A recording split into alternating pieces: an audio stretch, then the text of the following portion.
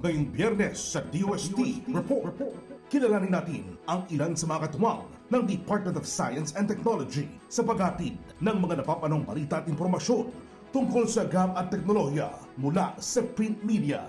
Makasama natin si Lynn Resurrection, Senior Editor mula sa Business Mirror, Lendel D. Nazario, Reporter, Manila Bulletin, Tina Arceo Dumlao, Business Editor mula sa Philippine Daily Inquirer, at Rainier Alan Ronda, Science and Technology Reporter mula sa Philippine Star.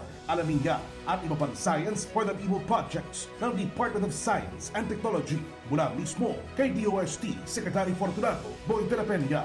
Pakanutukan natin yan sa DOST Report tuwing Biyernes alas 4 ng hapon sa DOST TV Facebook page at YouTube channel. Magandang Agham Pilipinas. Welcome po sa DOST TV Facebook page at YouTube channel. Ito ang mga programang una sa mga napapanahong balita tungkol sa Agham, teknolohiya at inovasyon para sa bayan. Ito ang DOST Report. Ako po inyong kapatid sa Mabuhay, Oling Miranda, at kasama po natin ang kalihim ng kagawaran ng Agham at Teknolohiya, ang nag-iisang DOST Secretary Fortunato Boy de la Peña. Magandang Agham po, Sec Boy. Magandang araw din, Onin, at magandang araw sa ating mga taga-subaybay. Ano na nga po ba ang latest na balita tungkol sa Agham at Teknolohiya mula sa mga riyon at sa buong bansa? Alamin natin yan straight from the SNT Authority, DOST Secretary Boy de la Peña.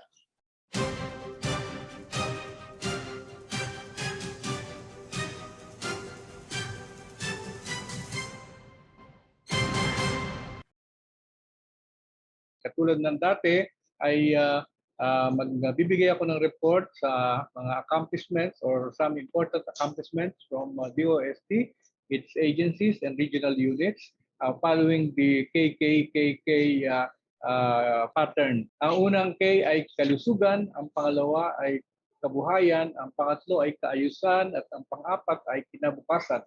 Magsisimula tayo sa unang K, ang kalusugan.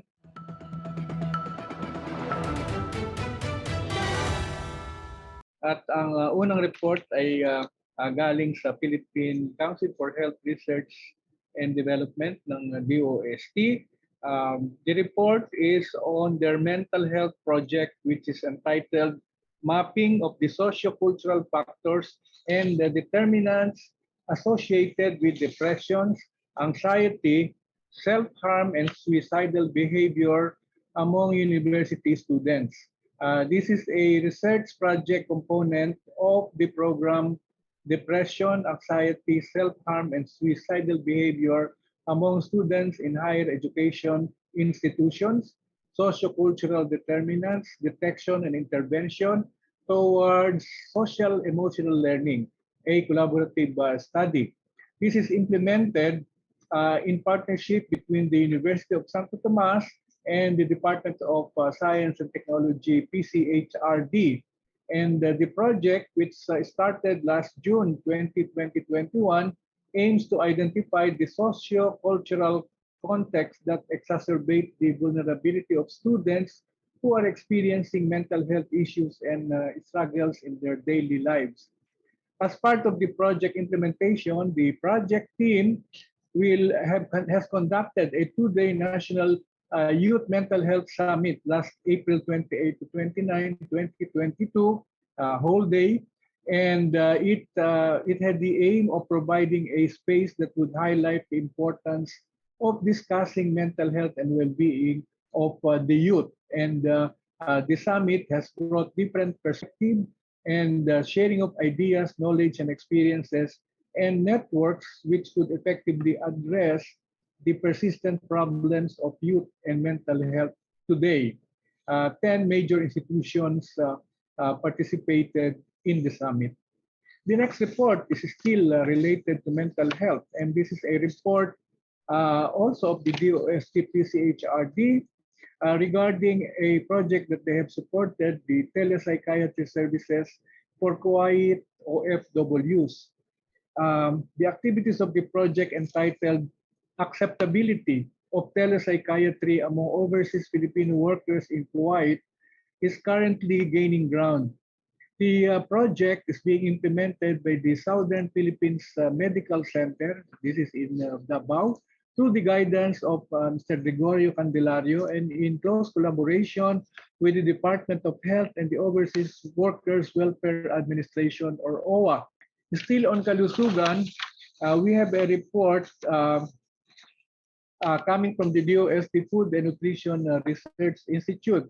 The DOST Food and Nutrition Research Institute conducted a training for the local government unit of Alabel, Sarangani on April 11, 2022 via Zoom for the adoption of complementary foods and the food safety and current good manufacturing practices were also discussed to guarantee that products will be in good quality and they will be safe for consumers. The concept of 5S, which is a Japanese Kaizen philosophy or practice of continuous improvement, was also discussed. And in a similar manner, our DOST FNRI also conducted a virtual training on the so-called DOST Pinoy modules for the municipality of Pandan and San Miguel Catanduanes. Catanduanes is actually a priority in the malnutrition reduction program of the Food and Nutrition Research Institute. And a total of 8 modules were discussed during the virtual training. It included basic nutrition, healthy pregnancy, breastfeeding, meal planning, food safety, and vegetable gardening. So this was conducted by the Food and Nutrition Research Institute. 30 health workers per area were taught the proper implementation of the complementary feeding program and nutrition education classes for mothers. Still on Kalusugan, the rural health unit of Calayan Island, this is part of the province of Cagayan, benefited from additional free health services through the use of our RX box. Okay, so the rural health unit or RHU of Calayan has now an access to the RX box after the Department of Science and Technology in Region 2 deployed one biomedical unit in the island.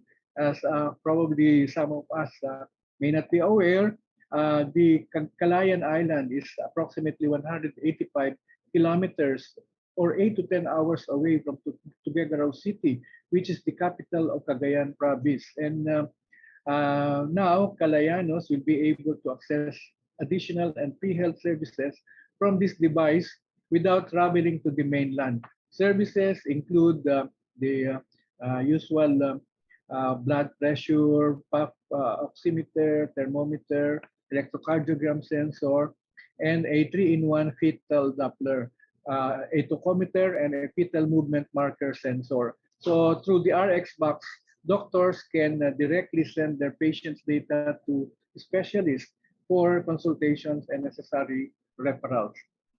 Now, lastly, in Kalusugan, our DOST in the Cordillera Administrative Region, or CAR, conducted a food safety training for the Benguet cold chain stakeholders. The DOST Cordillera Administrative Region conducted a training on food safety towards quality assurance and safe operationalization of the Benguet cold chain facility. This Benguet cold chain facility project is a counterpart of the Smart Food Value Chain Program led by the Packaging Technology Division of the DOST Industrial Technology Development Institute. And their Benguet cold chain facility is located in Natividad, Benguet. Now we move over to Kabuhayan.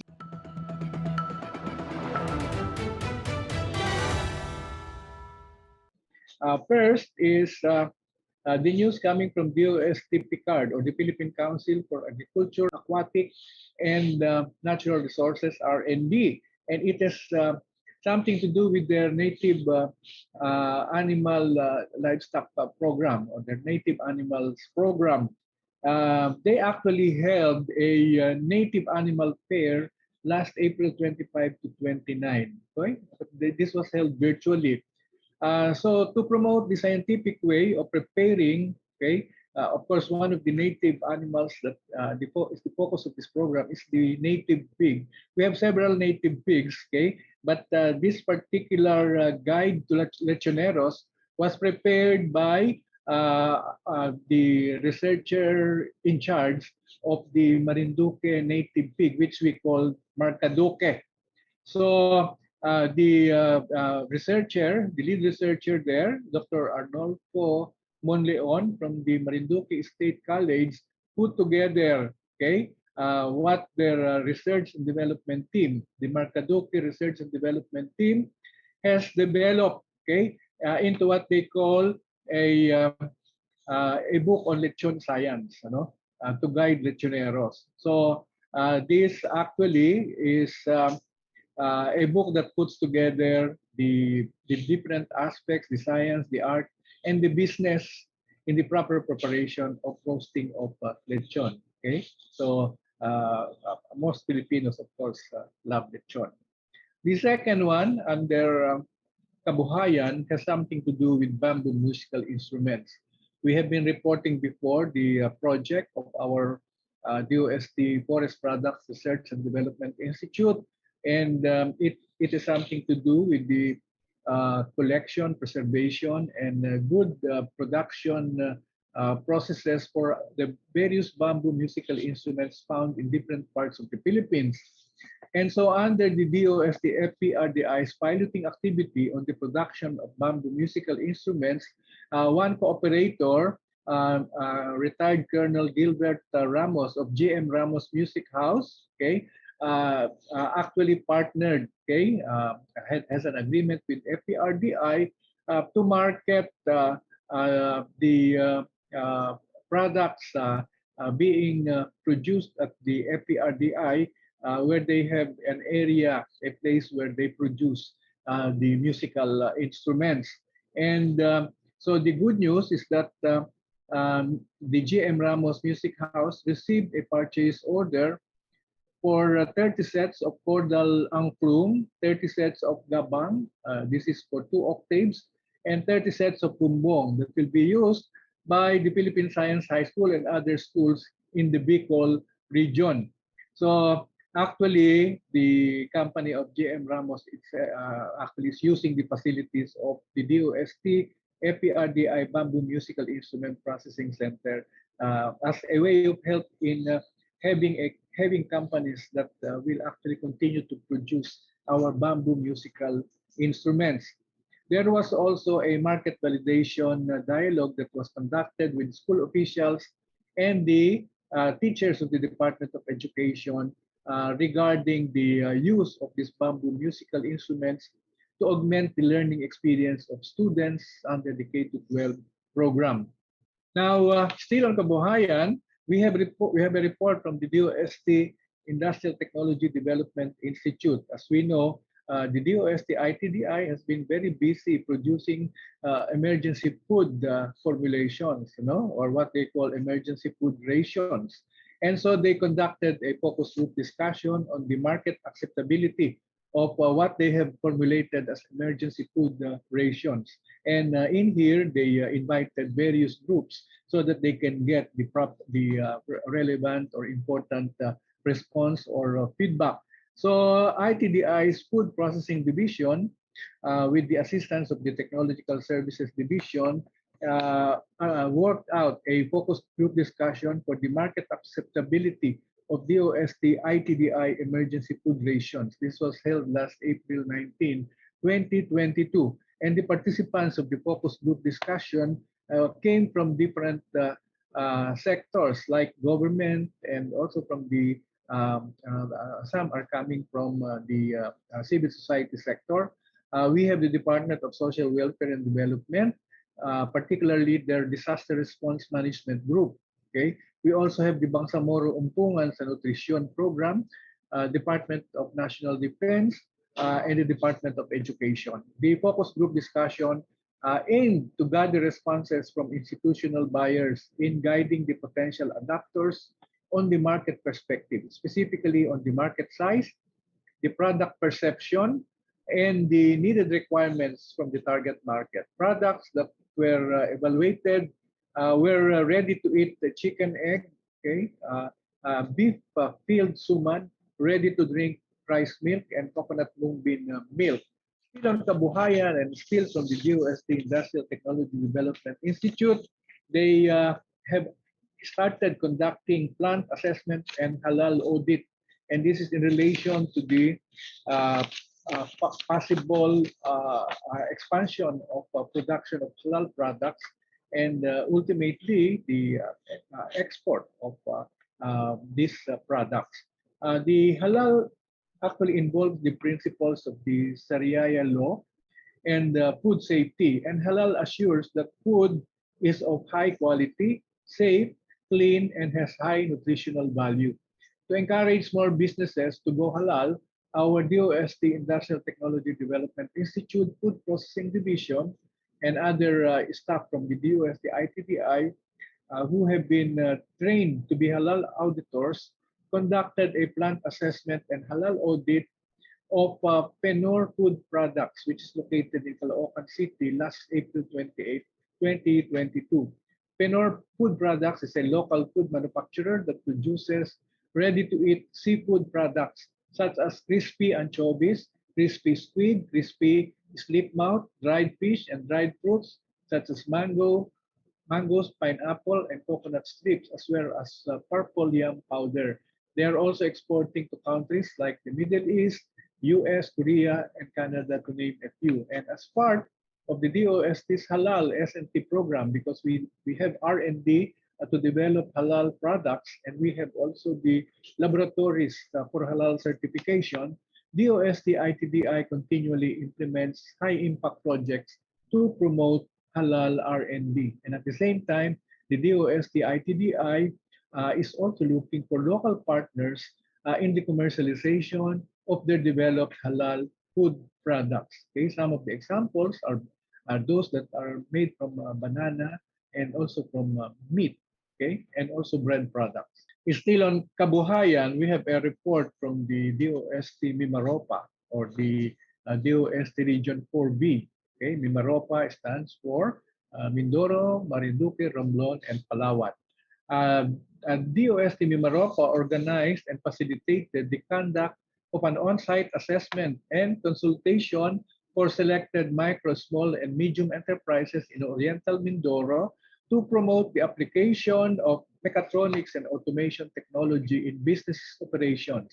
And this was done last April 18 to 2022. The assessment and consultation were led by a team of experts from the Advanced Mechatronics, Robotics, and Industrial Automation Laboratory, or we simply call it AMERIAL, in collaboration with the Mindoro State University, or MINSU. AMERIAL is a facility, a unit within our DOST Metals Industry Research and Development Center.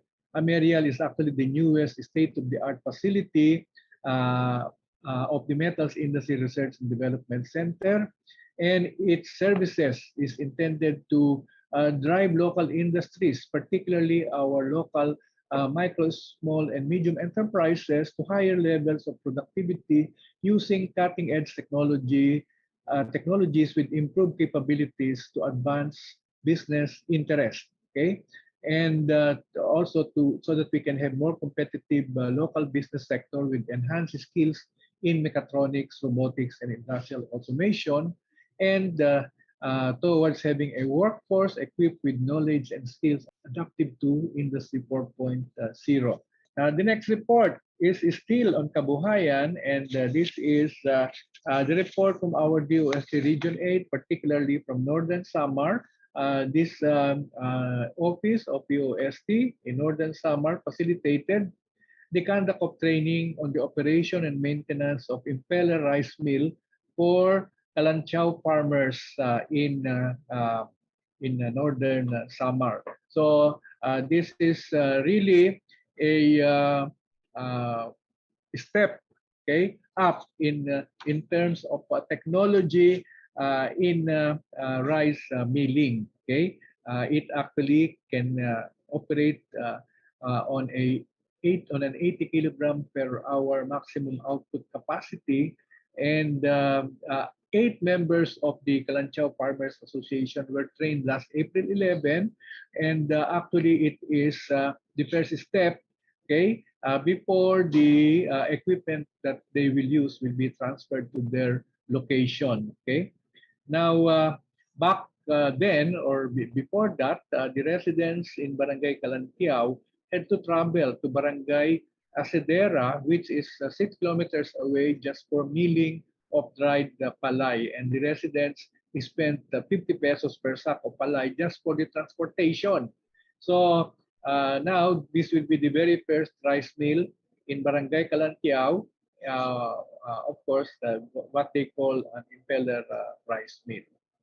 And this is report is followed by the report that the DOST's non-wheat alternatives are taking the spotlight in Region 1, our DOST Region 1, in collaboration with DZAG Radio Pilipinas Agoo, hosted an interview program, Tekno Presencia Ciencia Ken Teknolohiya, para Kadagiti Umili, which focus on the non-wheat products of DOST Food and Nutrition Research Institute, and the Sagip NutriFlour of the DOST Industrial Technology Development Institute last April 21, 2022.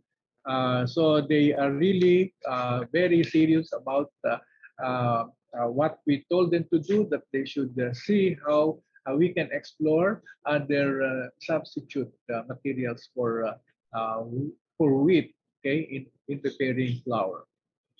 Now, we have also a report from the DOST Philippine Textile Research Institute, still on Kabuhayan. They went to Abra to assess the bamboo plantations in Abra. And this is in preparation for the establishment of the Bamboo Textile Fiber Innovation Hub in Abra, particularly in Bazar, Salapadan, and Amtuagan, Tubo, Abra.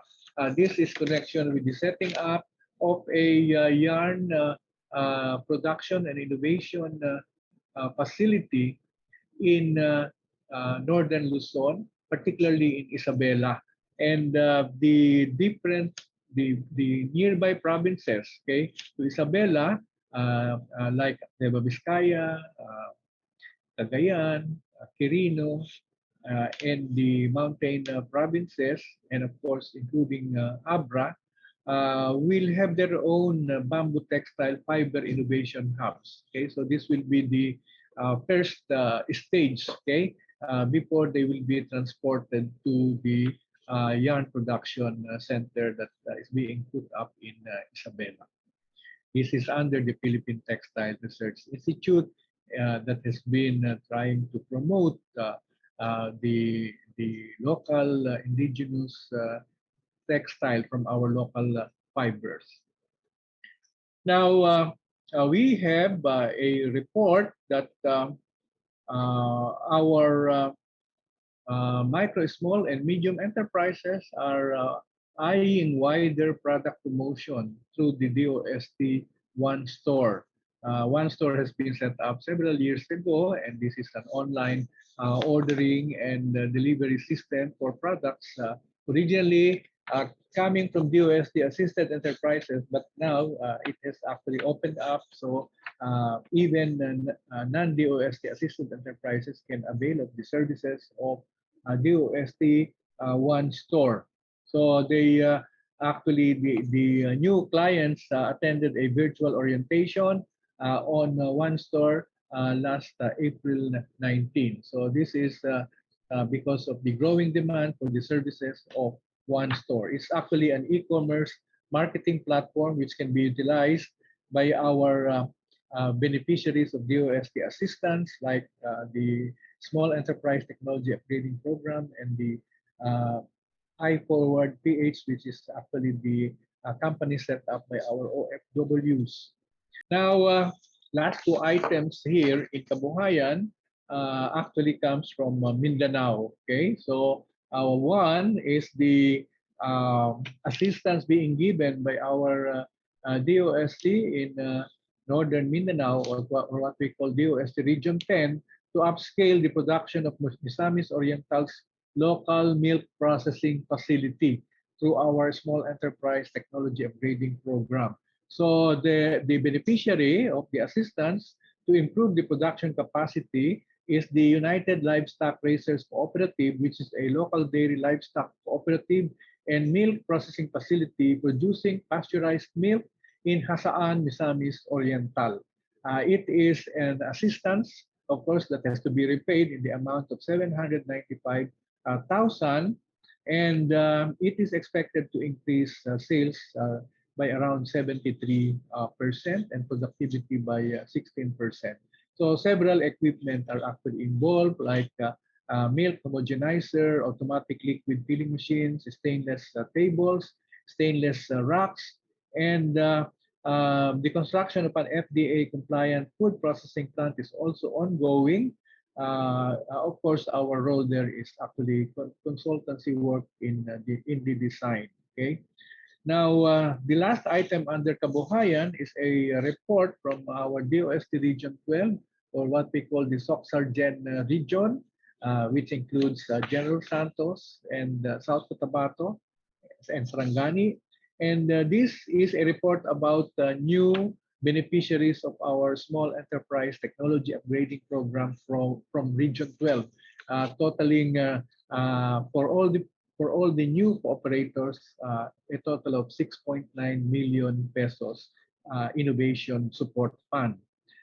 So our regional director there, Engineer Sami Malawan, reported, okay, that the 5 set-up beneficiaries are, number 1, the DDA Aqua Farm in General Santos, the Dane and Dave Machine Shop in North Cotabato, the ALSR Fruit Farm, and the 3J's Coffee in Sultan Kudarat, and the Graph 8 Advertising in South Cotabato.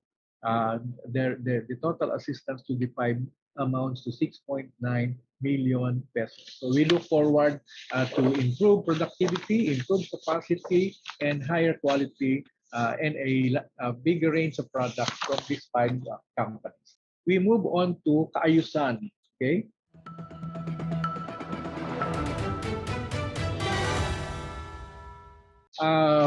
There are 5 items in my kaayusan report. Okay.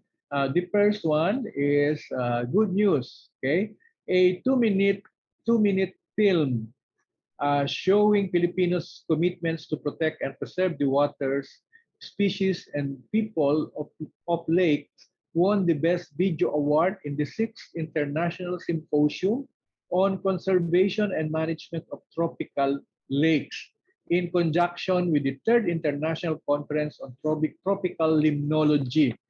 This was held from November 25 to 26.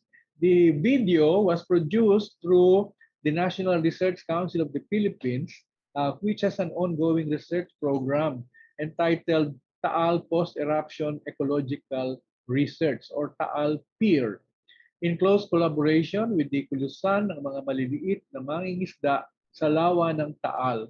The research generally aims to come up with scientifically sound policy recommendations for Lake Taal's proper management and conservation.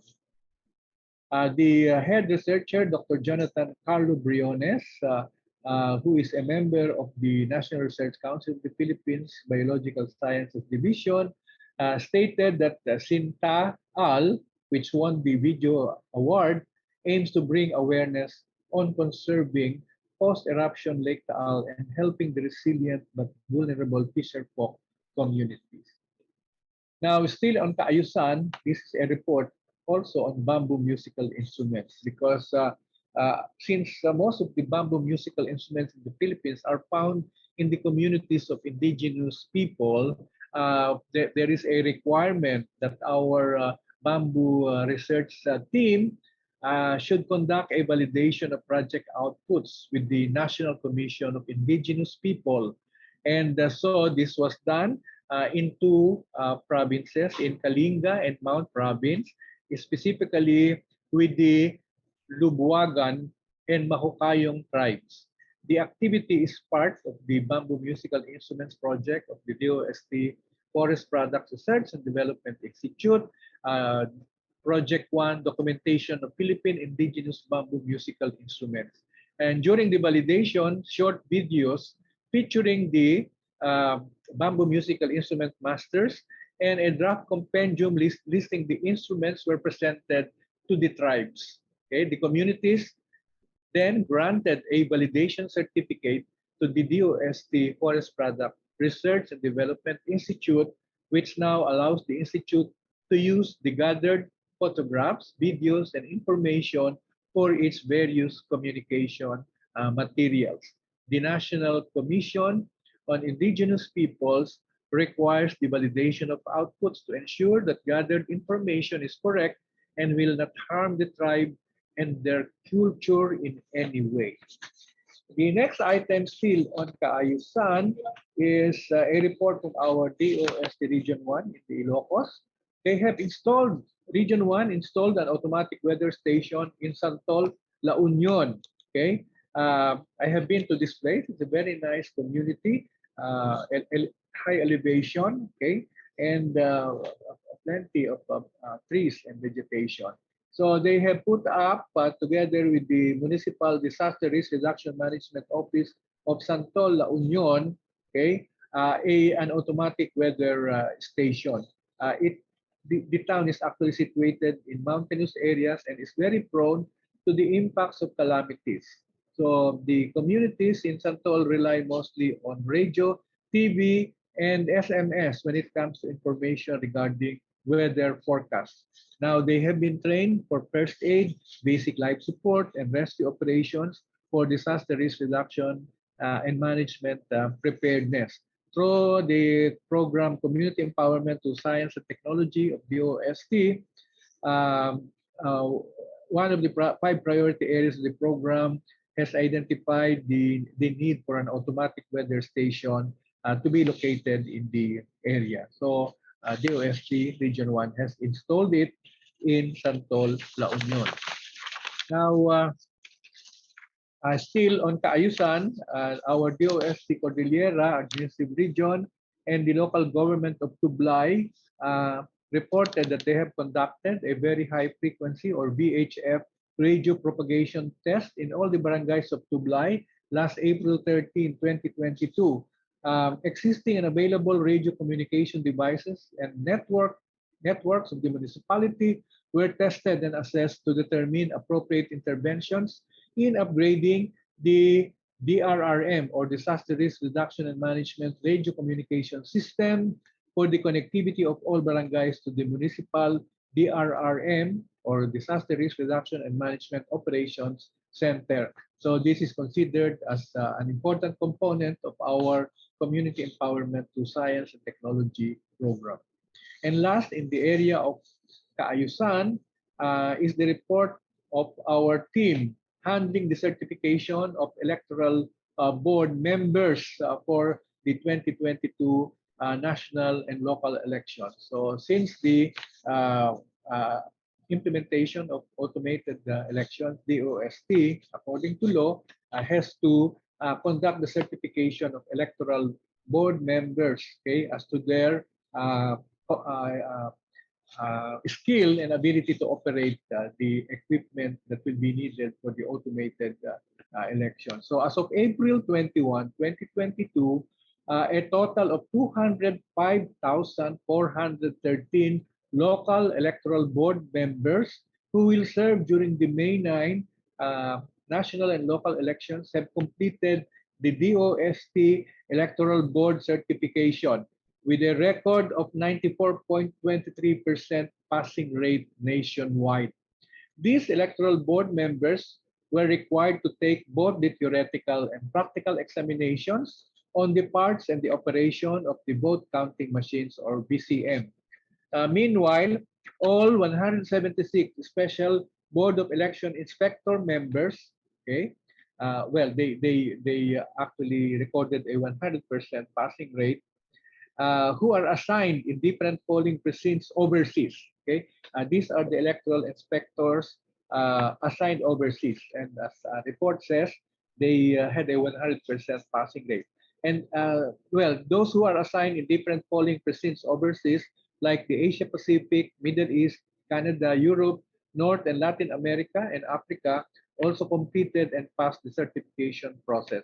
As has been reported, overseas voting commenced last April 10, 2022. DOST is also set to enter into a memorandum of agreement with the Department of Information and Communication Technology, DICT, and the Commission on Elections for the establishment of 84 technical hubs in 81 provinces across the country. This undertaking entails the deployment of 115 DOST information technology personnel who will man these hubs during the election. The DOST Electoral Board certification is pursuant to Republic Act 9369 or the amended automated election law. Now, lastly is the kinabukasan report.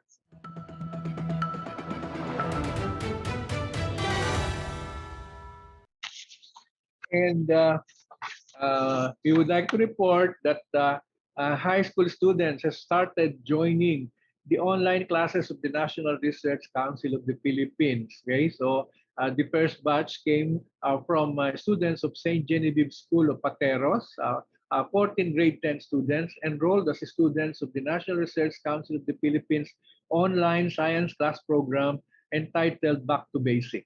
Okay, and they are now on season 2. Still on kinabukasan, we have a report here coming from our DOST Technology Application and Promotion Institute about the phase 2 of the collaboration between DOST, particularly through our Technology Application and Promotion Institute, and SM Super Malls. Okay, the nationwide science technology promotion and exhibits in SM Super Malls is now on its part 2. And it is a collaborative effort of DOST and SM Super Malls to fulfill its mandate and social responsibility to bring science closer to the people. Okay, so the promotion of science and technology related activities in SM Super Malls nationwide is expected to provide better accessibility to information on technological developments in various fields due to the sheer number of visitors daily. This will also create awareness and a better understanding of the initiatives of the DOST in the field of science, technology, innovations, and services, adhering to the concept of science and technology not being complete without technology promotion for the past years. So each SM area has the display for 5 days. And so the newly opened exhibits are two SM areas in Pampanga and Pangasinan, which were opened on April 26, and in addition, SM exhibits in SM Dasmariñas, which commenced on April 29. Now, we have also a report from the DOST Technology Application and Promotion Institute stating that they have been exploring partnerships and collaboration with investor networks. And this is with the objective of looking for industry or funding partners for the internationalization program of DOST TAPI, which is being supporting inventors, okay, our inventrepinoys, okay, to benefit DOST-generated assisted technologies and other micro, small, and medium enterprises. Okay, so they have held discussions with Filmico International Limited and with Aboitiz International, Filmico Aboitiz, regarding this possibility of private organizations supporting the internationalization of our technology-based companies. So as an end, I just would like to mention that there has been two important events in relation to international cooperation, and one of them were the discussions between the Philippines and the Ministry of Universities and Research in Italy, and this was led by Undersecretary Rowena Cristina Guevara, assisted by our Assistant Secretary for International Cooperation, Lea Buendia, and this is really the first step in hoping to have a bilateral agreement on science and technology and research and development between the Philippines and Italy. Likewise, they they also held meetings with Korea, and this is between the Ministry of Science and Information Technology of Korea, wherein the two countries held a joint science and technology committee meeting last April 28. Okay, and it has launched the ways forward for a memorandum of understanding between the DOST and the Ministry of Science and Information Technology of Korea. Maybe I should mention that for the 6-year duration of my service as DOST Secretary, we have targeted 20 bilateral collaborations in science, technology, and innovation. So this is rather a long report, but I'm happy to share it with you. Thank you for listening and for joining us. Maraming salamat sa inyong lahat. Maraming salamat po, Sec Boy. Natuklayan po ninyong kabuuan ng DOST updates para sa nagdaang linggo. May nabis namang balita. Maaari mo itong balik-balikan. Bistahin lamang ang dostv.ph o i-download ang DOST TV app sa inyong Android phone para pwede ka manood ng DOST report anytime, anywhere. Sa aming pagbabalik, mga tagapaghatid ng mga balita at impormasyon, ang aming mga kapanayam ni Sec Boy. Ano nga ba ang kahalagahan na maiparating sa taong bayan ng mga SAT programs at R&D results? Pag-uusapan natin yan kasama ang DOST Media Partners. Sa pagbabalik po yan, ang DOST Report. Ako po si Bern Karaan na isang learned farmer. Gusto namin i-improve ang return sa farm para sustainable ang aming farming. We are looking for options so that our farm practices could be improved. Dito sa Bohol ay mga mahigit 140 firms na yung aming natulungan.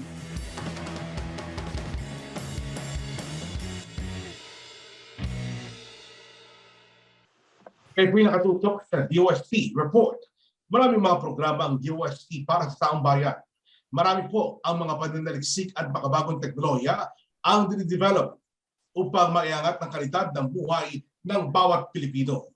At upang maiparating ang mga inisyatibo ito sa publiko upang mas maunawaan nila ang mga balita at informasyon tungkol sa Agham at Teknolohiya, ay nakikipagtulungan ang DOST sa media.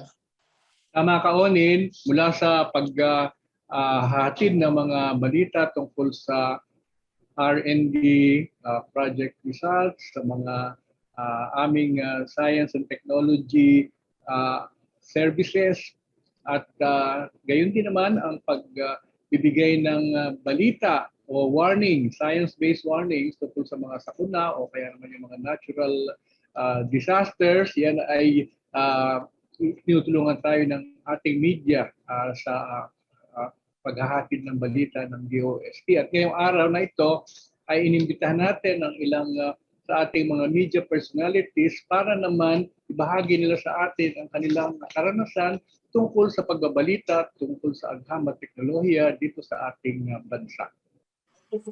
Makasama po natin sila, Ma'am Lynn Resurrection, Senior Editor mula sa Business Mirror, Mr. Glendale D. Nazario, Reporter, Manila Bulletin, Tina Arceo Dumlao, Business Editor mula sa Philippine Daily Inquirer, at si Mr. Rainier Alan Ronda, Science and Technology Reporter mula sa Philippine Star. Magandang araw po sa inyo. Umpisahan na natin ang ating talakayan at kay Lynn muna. Magandang araw sa iyo, Lynn. Good afternoon, Sir Boy. 27 years na pong science journalist si Ma'am Lynn Resurrection. Mula 1995, nagbabalita na siya tungkol sa mga higher education institutions, programa ng mga diplomatic offices at mga programa at proyekto ng Department of Science and Technology. Sa ngayon, siya po ay isang senior editor sa Business Mirror. Hawak niya biodiversity and faith pages ng pahayagan. Ma'am Lynn, paano po nagsimula inyong pagsusulat o pag-cover sa mga balita tungkol sa science and technology? Personal niyo ba itong hilig? Nakita po ba rin yung pangangailangan para ma-implement ito sa mga tao? At ang mga balita tungkol sa Agham at Teknolohiya? Yes, Onin, personal ko tong hilig. Pero kasi, ako, frustrated scientist, nakapasok ako sa biology, BS Biology program ng UP Manila. Pero kasi mahal ang tuition at saka ibang fees, hindi kaya ng pamilya ko. So I entered the political science course. Pero nung nasa Today newspaper ako, yung editor ng science page study leave. So ako yung inassign ng editor namin doon. So yun nga, as I said, the rest is history.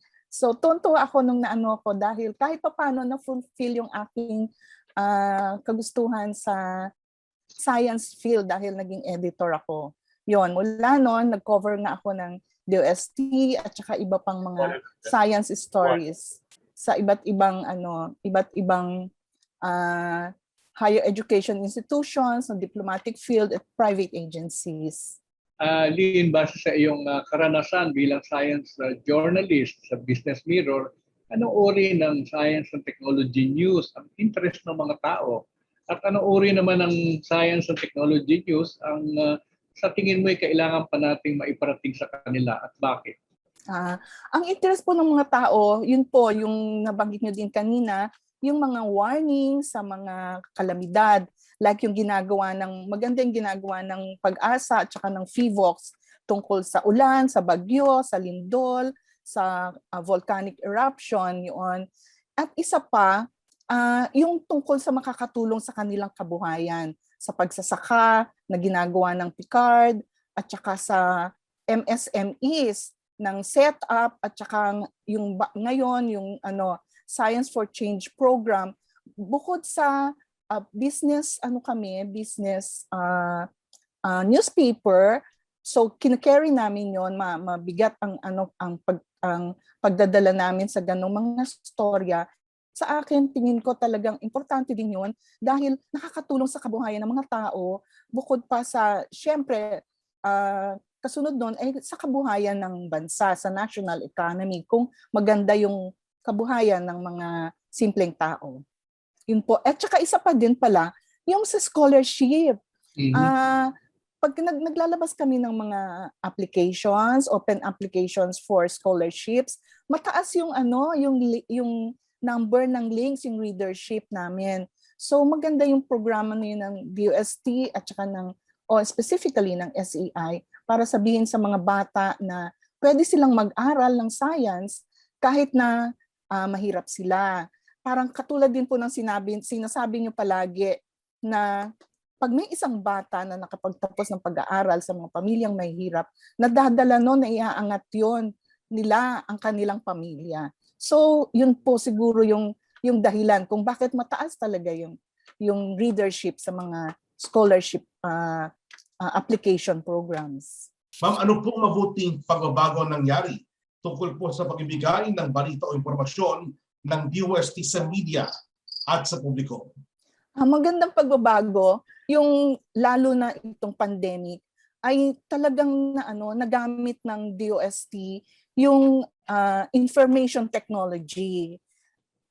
Like yung mga webinars, yung ganyan, at yung DOST report, at yung mga TV and radio programs ng DOST. Kaya mas kahit na nasa pandemic tayo, ay nabibigay pa rin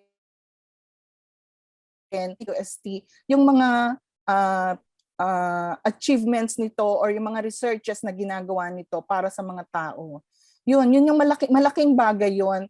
Kasi yun na nga, lalo na nga yung sagot sa COVID-19, talagang ang bilis na nagagawa ng DOST at ng mga agencies nito, yung mga iba't ibang mga researches at iba't ibang mga technologies para makatulong sa mga concerns sa COVID-19. At ganun din, yung kahit na may COVID, yung iba pang technologies sa agriculture at saka para sa MSMEs ay naituloy pa rin ng DOST sa panahon ng pandemic at nadi-deliver sa kanila, nasasabi sa kanila through the information technology. Salamat po, Ma'am Ling Refleksyon mula po sa Business Mirror. Ngayon naman, ating mga kapanayam, si Mr. Glenn Del Nazario.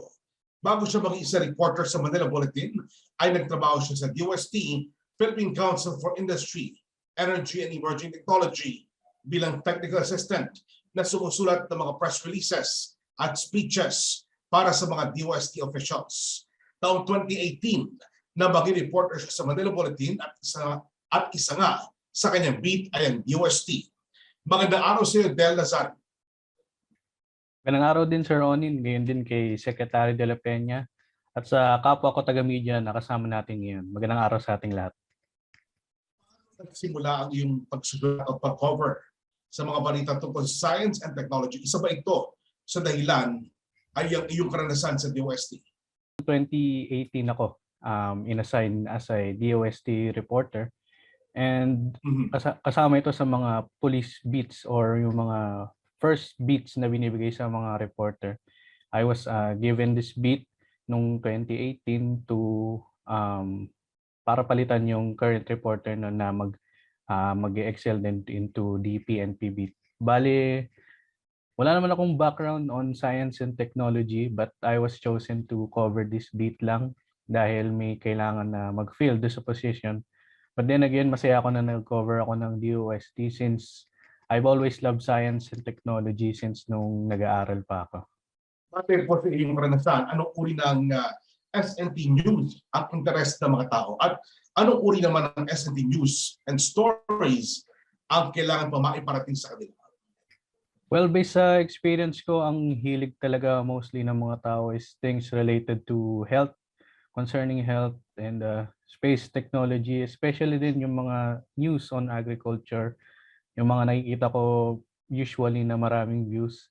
Pero mostly anything related to discoveries that can cure diseases, as well as new explorations on space technology, yun ang madalas na binabasa at sinishare ng mga tao. They're very much interested in those things. And lastly is for the agriculture sector, which alam naman natin is can help a lot of people, especially pagdating sa mga businesses and other things na related to agriculture that can help them. Po sa DOST, meron bang mga mabubuting pagbabago na nangyari tungkol sa pagbibigay ng balita o impormasyon sa media at sa publiko mula sa DOST? Sa experience ko is mostly madaling ma-reach ang mga tao sa DOST, especially si Secretary de la Peña, na isasagot niya ako even during 12 at the midnight. Minsan sumasagot siya early in the morning. Kaya madaling napaparating sa tao yung mga information na kailangan nilang malaman. And this goes for all attached agencies ng DOST. Hindi sila mahirap i-contact whenever kailangan namin ng information or clarification regarding new discoveries and new innovations na kailangan namin i-relay sa mga tao. They never fail to answer us agad at nabibigay agad na nila sa amin yung mga information na kailangan namin. Maraming salamat, Mr. Glenn Del Nazario. Ngayon naman ay makapanayan po natin Ma'am Tina Arceo Dumlao, Desk Editor sa Philippine Daily Inquirer. Si Ms. Dumlao ay isang multi-award winning economic journalist. Nagsimula po ang kanyang karera taong 1991 matapos siyang graduate bilang cum laude sa kursong journalism sa UP Diliman. Bilang reporter, kabilang po sa kanyang beat ang tungkol sa ekonomiya tulad ng macroeconomy, trade and industry, energy, telecommunications, at stock market. Magandang araw po sa inyo, Ma'am Tina. Hello, magandang araw, Onin. Hi, Secretary and everyone else here. Paano nagsimula ang iyong pagsusulat o pag-cover sa science and technology? Meron ka rin bang personal na hilig sa science?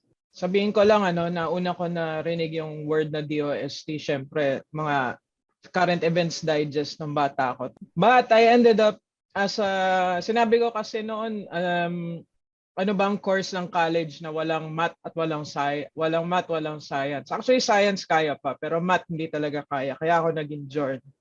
Now, I must say that unlike kay Ma'am Lynn, hindi ko siya ginusto immediately, no, kasi I was a general journalist at that time. So, it came with the job. It wasn't what I looked for. But syempre, as you went along, from over 30 years, nakakahiligan mo na rin siya. Ano po yung madalas hinahanap ninyo sa Okay. isang SNT story na sa tingin po ninyo ay tatangkilikin o mapupukaw ang atensyon ng mga tao?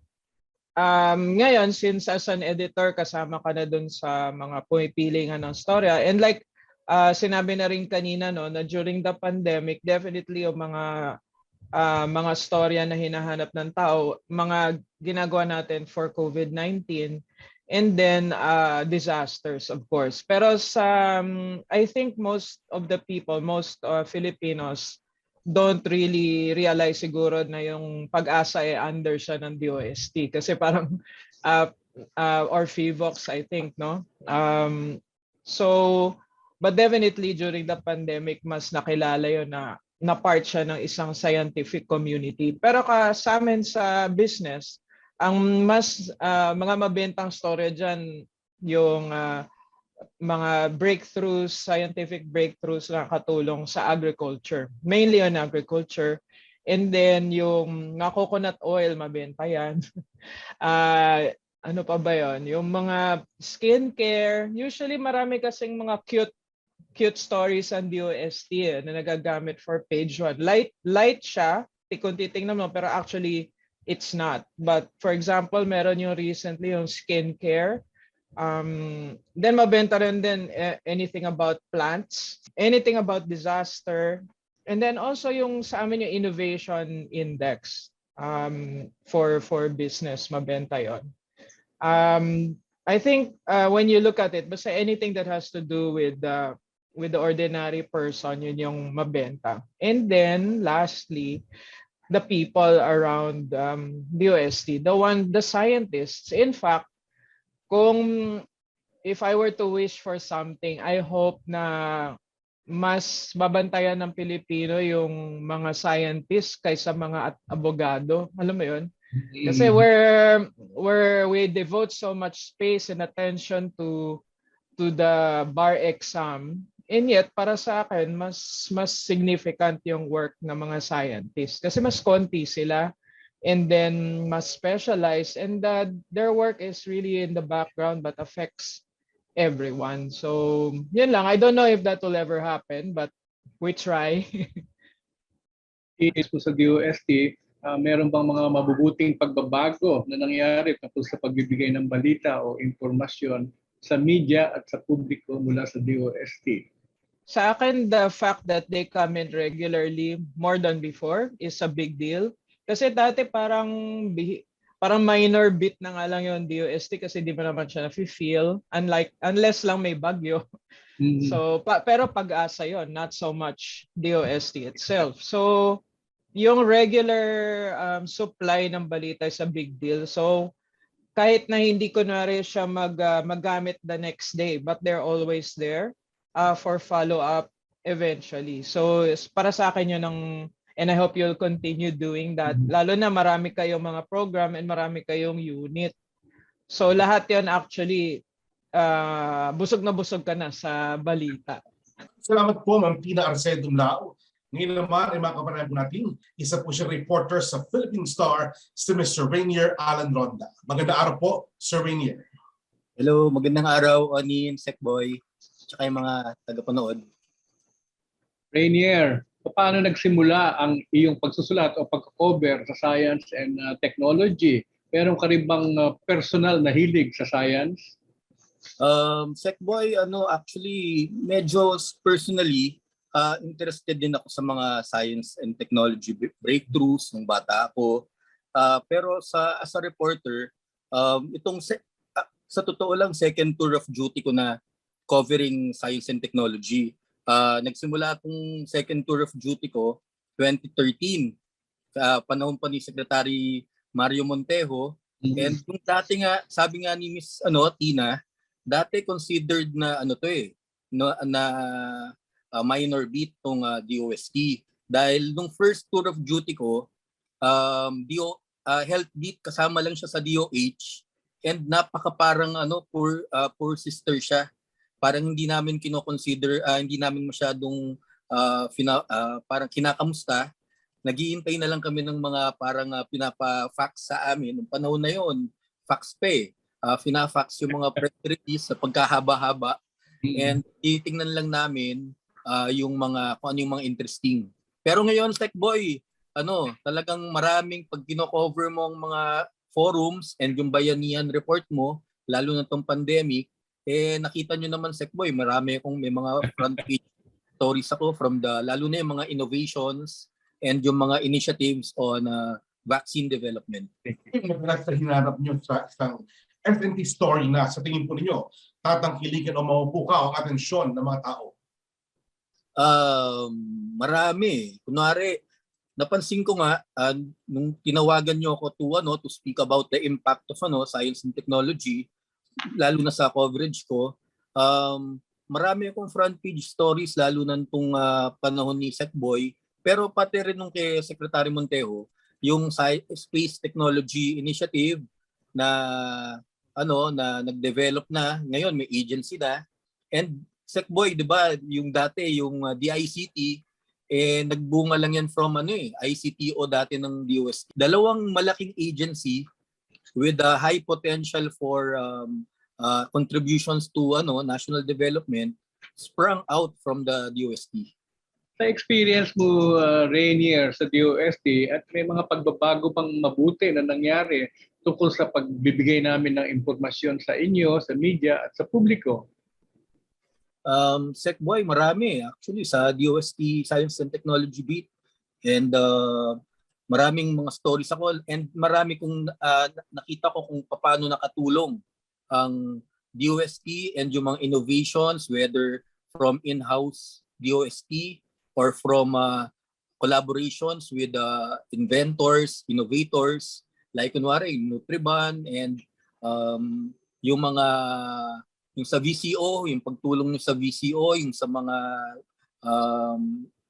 trials. And yon, witness ako, happy ang VCO Philippines na industry group dahil tinutulungan nyo sila na i-improve yung kanilang competitiveness and productivity. Maraming po salamat, Sir Rainier Alan Ronda. At dahil malapit na po ang 64th anniversary ng DOST na ating ipagdiriwang sa susunod na buwan, ano na lang po ang mensahe una para sa DOST at ikalawa para sa ating mga mamamayan na kasubaybay sa ating pong programa. Magsimula po tayo kay Ma'am Lynn. Ang masasabi ko sa DOST ay saludong-saludo ako sa DOST.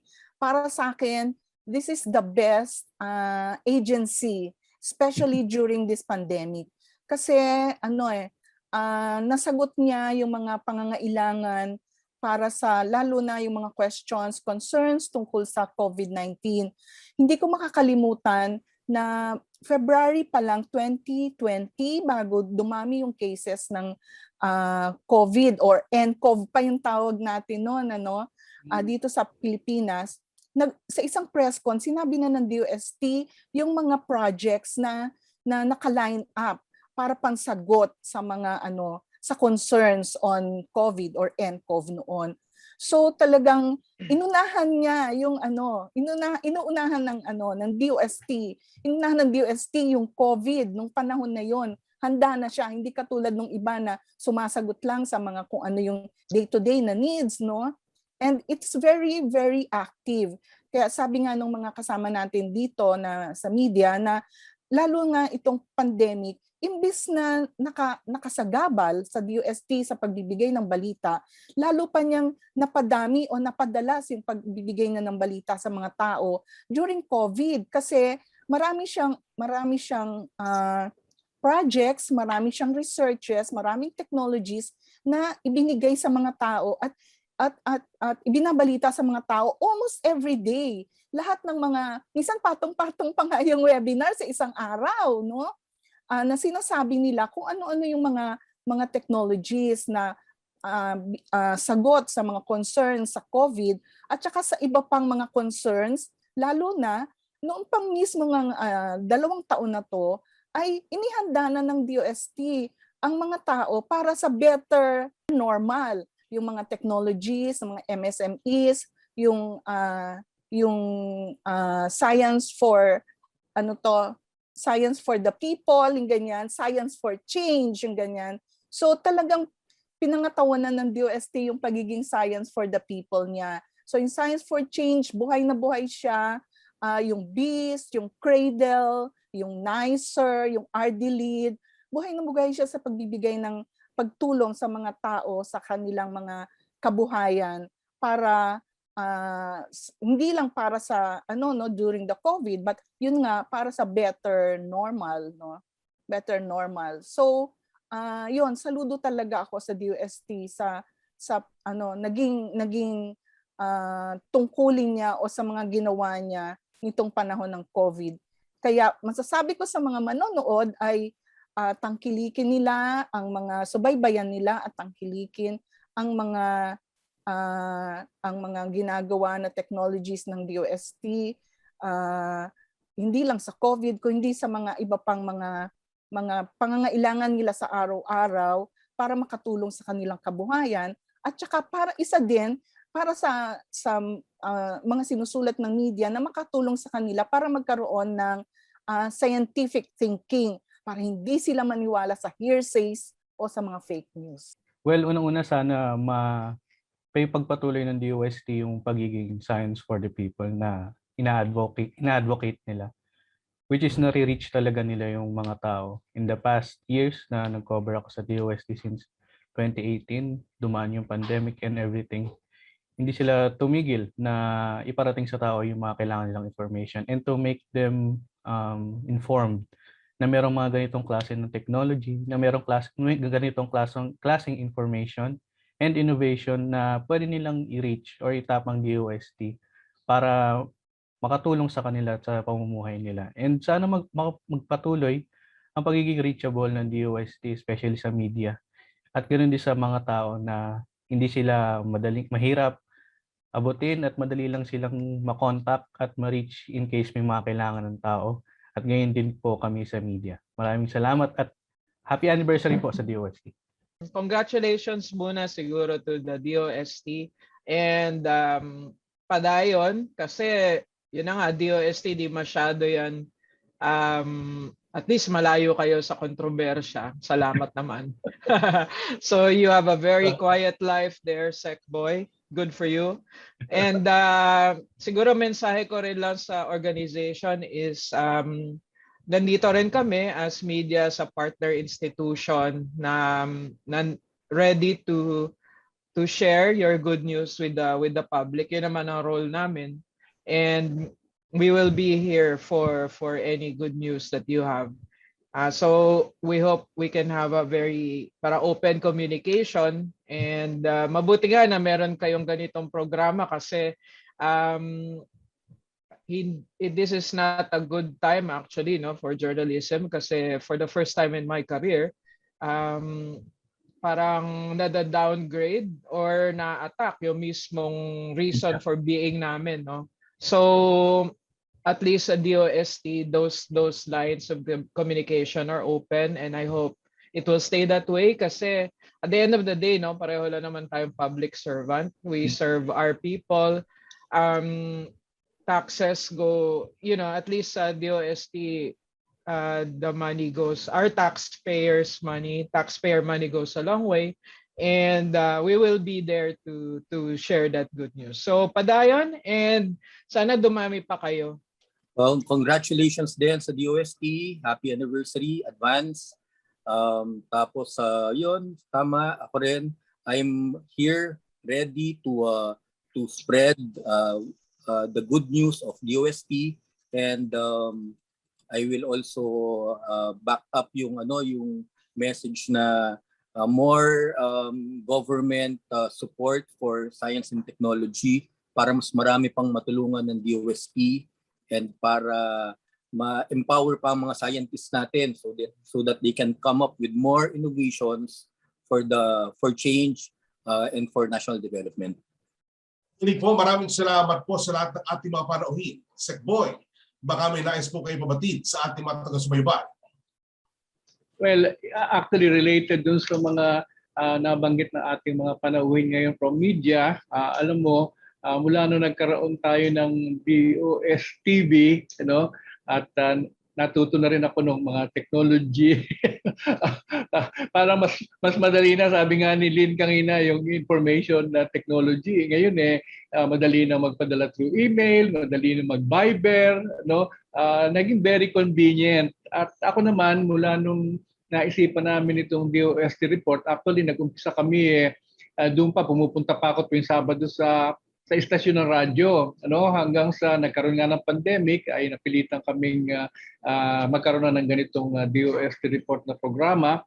Ay parang talagang naging naging personal advocacy ko na. At ewan ko kung maniniwala kayo, talagang iniisa-isa ko yung mga balita na isinasubmit ng mga ahensya namin. At natutuwa naman ako kasi pagka yung naglabas kami ng copy ng DOST report at nag-text halimbawa si Lynn o si Tina o si Rainier asking for more information, ako tuwan-tuwa. Talagang masayang-masaya ako pagka ganon. Ngayon, ang isa pang maganda siguro ay because of this weekly DOST report, nalalaman ko kung ano nangyayari sa mga ahensya at opisina namin. Talagang parang yun ang aking monitor kung ano ba, may nagawa ba kayo this week o ano. And ang isang maganda ngayon sa ating mga media coverage, hindi lang naman nakapokus dito sa Maynila o sa Central, pati yung mga balita sa regions ay ipinahahatid na rin sa ating national dailies and newspapers o sa iba pang media. Gusto ko lang ibanggit na kahit na alam naman natin magpapalitan na ng administrasyon, pero meron kami isinusulong na kung sakasakali sa susunod na administrasyon, gusto sana namin maging team. Of course, yung Science for the People, ang tagline namin ngayon this 6 years, okay pa din naman yung Science for the People, pero sabi namin pwede bang mag-focus naman tayo sa Science for Wealth Creation para naman yung ating bansa hindi habang panahon parang poverty parati ang pinag-uusapan, umangat naman tayo, meron naman tayong magagaling ng mga tao. So yun lang, at maganda yung sinabi ni Tina na pare-pareho lang tayong public servants. Ang tawag nga sa atin talagang yung iba sa atin ay servant leaders, pero lahat tayo ay public servants. Maraming salamat. Salamat po, Sec Boy. Imbitahan po natin muli ang ating mga taga-subaybay na abangan ng Siyensika't bukas at sa araw na linggo. Oo. Papapanood ng muli ang Siyensika't, Pinoy Popular Science para sa lahat. At ito ay tuwing Sabado at Linggo. Ang oras ay 8:08 ng umaga at 4:00 ng hapon, both for Saturday and Sunday. NN. Ang ating topic sa Siyensika't dito sa susunod na itong week na ito ay ang mapausbong ang chocolate making sa Bohol. Abangan po natin ang Siyensika't, Pinoy Popular Science para sa lahat. Maraming salamat po, Sec Boy. Muli po mga kapatid, eleksyon na sa Lunes. Bukod po sa boto ng tama, huwag po natin kalimutan ng safety protocols. Maghugas po ng kamay, magsuot ng face mask at mag-social distancing. Sec Boy, baka may mga nais pa kayong ibabatid sa ating mga taga-subaybay para sa eleksyon po sa araw ng Lunes. Siyempre, ang atin lang hangarin o hangad at panalangin ay maging maayos ang ating eleksyon sa darating na Lunes. At siyempre, hangad din natin na ang ma-elect nating mga public servants ay yung talagang karapat-dapat at talagang handang maglingkod dedicatedly sa ating mga kababayan at sa ating bansa. Kaya siguruhin natin kung may maitutulong tayo para maging maayos ang ating halalan. Maraming salamat. Salamat po muli sa inyong pagsubaybay. Mas marami pang balita mula sa mundo ng Agham at Teknolohiya ang ating pag-uusapan. Kaya tutok lamang kayo tuwing Biyernes alas 4 ng hapon dito sa DOST TV Facebook page at YouTube channel. Palagi rin tumutok sa mga websites at FB pages ng ating mga ahensya ng DOST para sa latest happenings nila at mga events tungkol sa iba't ibang R&D projects at mga inobasyon. Bistahin din ang DOST Philippines FB page para di mahuli sa mga nakalinya activities ng DOST. Ako po si Oren Miranda. Ito ang mga balita may kinalaman sa Agham, Teknolohiya at Inobasyon, hatid ang pagbabago para sa maunlad na mundo. Ako po muli ang inyong lingkod, si Secretary Fortunato T. de la Peña, Maraming salamat sa inyong pagsubaybay sa DOST report.